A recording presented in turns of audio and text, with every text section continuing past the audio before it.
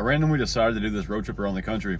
And I'm from Louisiana, live in Louisiana, and right now I made it all the way to California. This is my first stop.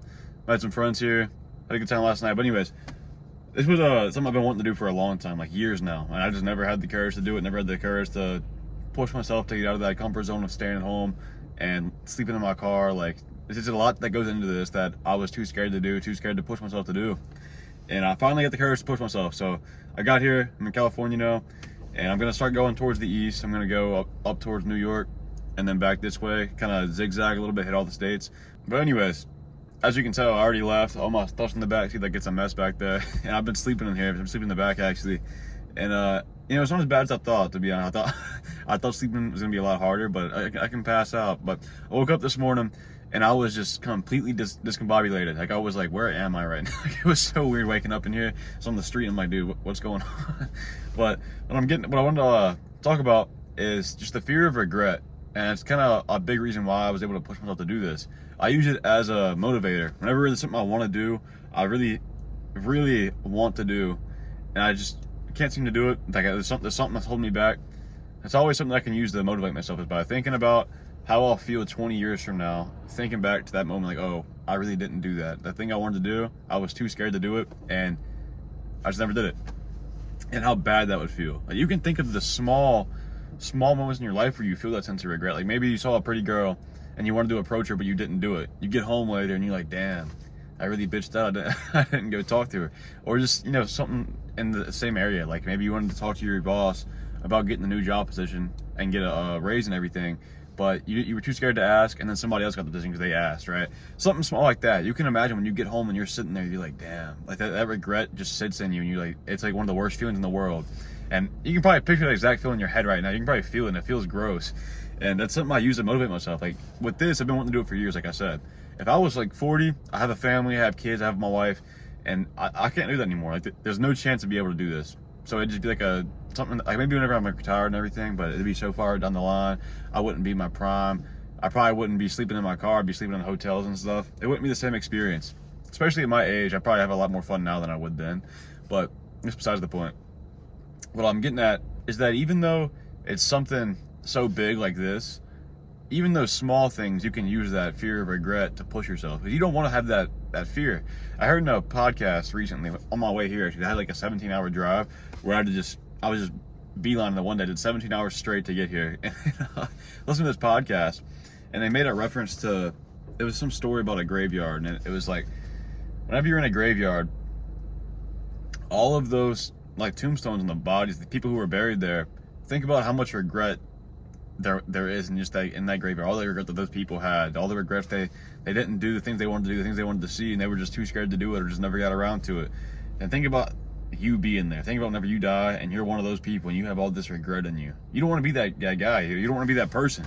You want to be the person who, you had things you wanted to do, you had goals you wanted, and you set after, you at least tried to do it, because then that regret's not there. I mean, you might have that failure, but the thing is, even when you fail, that's not something that sits with you. You don't think about the failures 20 years on the line. You think about the things you didn't do. There's actually a Mark Twain quote I have right here I want to read. It's and it goes, 20 years from now, you'll be more disappointed by the things you didn't do than by the ones you did do. So throw off the bowlines, sail away from the safe harbor, catch the trade winds in your sails, explore, dream, discover. Yeah, Mark Twain. And it's something that like resonates so heavily with me, because I actively seek out these, even though these things can make me feel uncomfortable or make me just like really just feel fear, honestly. Even though I have like I feel those things, I actively push myself to do it. And it's because I have developed this very, very big sense of, I don't want to say sense, but the skill of courage. Like, I've grown my skill of courage a lot. I'm a very courageous person now, because these things that make me uncomfortable, I'm able to push myself even whenever I don't want to. I think it's an important skill for everybody to have developed, because that one skill is what's going to keep you from feeling that regret for 20 years from now. That one skill is going to be the thing that helps you push to live your life to the fullest and do the things that you enjoy, do the things that you want. So I know I preach it all the time, and I always will. You have to put yourself in those uncomfortable spots, because that's where you feel growth. That's not even just in a growth aspect. That's where you make the best memories. That's where you do the most fun things you'll have in your life. Whenever you are able to push yourself to do something that you don't want to do because you're scared or it makes you feel uncomfortable. Whenever you do it, that sense of satisfaction after, whenever you do it, is one of the greatest feelings in the world.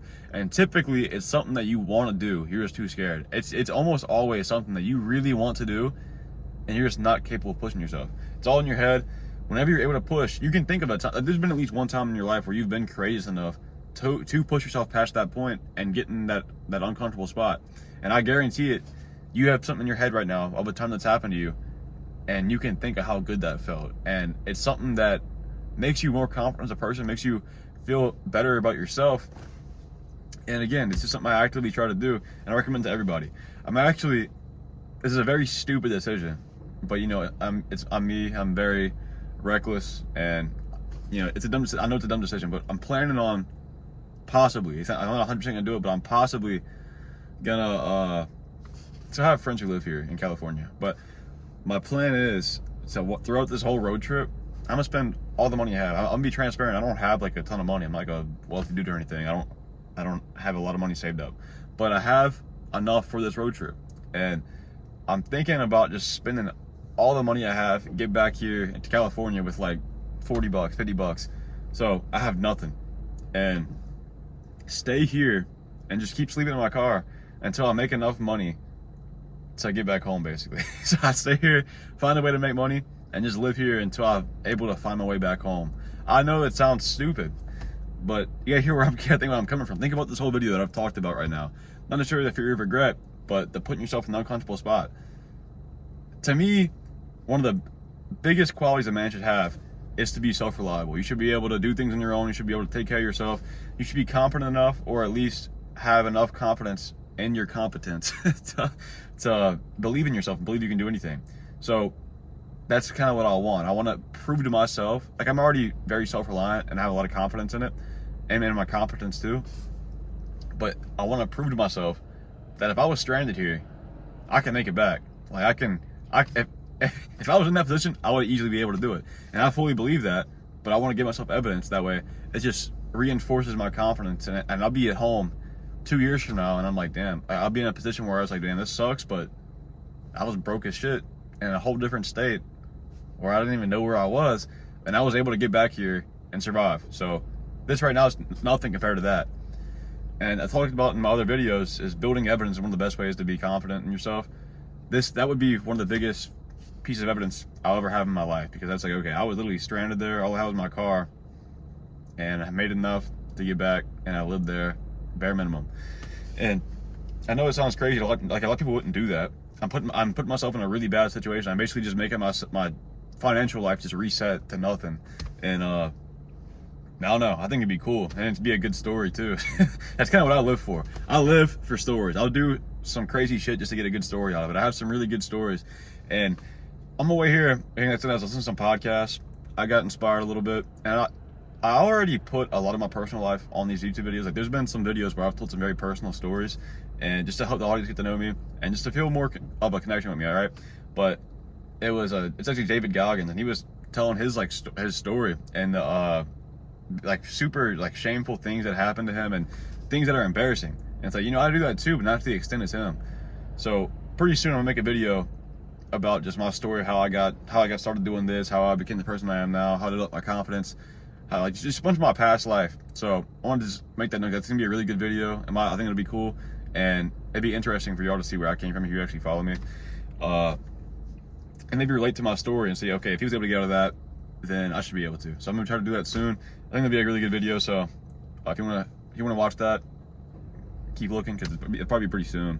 And also, real quick before I end this video, I want to make while I'm doing this road trip, I want to make a lot of videos outside, like with good scenery. It's gonna be everywhere, obviously, like all over the country.